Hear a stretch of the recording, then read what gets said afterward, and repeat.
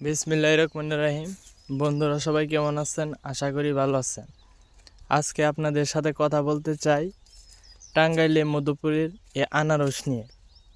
যারা টাঙ্গাইল মধুপুরের বাহিরে থাকেন তারা সাধারণত আনারস কিভাবে চাষ করতে হয় সেটা জানেন না।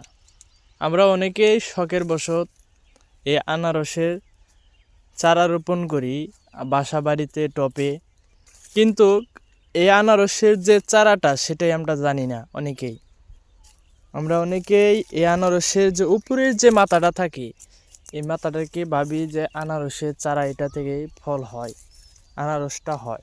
আসলেই এটা থেকে কোনো আনারস হয় না, আনারসের একটা চারা হয়, যেটা এখন আনারসগুলো ছোট ছোট দেখা যাচ্ছে না, তাও দেখায়।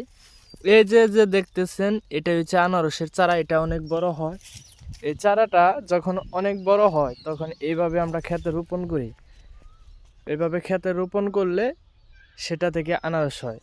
মূলত আনারসের মাথা থেকে যে ইটা পাওয়া যায় ওটাতে মূলত কোনো আনারস হয় না। এটা দেখতে পারতেছেন আপনি আনারসের চারা। যারা এই আনারসের চাষ করতে চান তারা টাঙ্গাইল মধুপুরে আমাদের সাথে যোগাযোগ করেন। শখের বশত বাসা বাড়িতে টপে আপনারা 2-1 পিস করে নিয়ে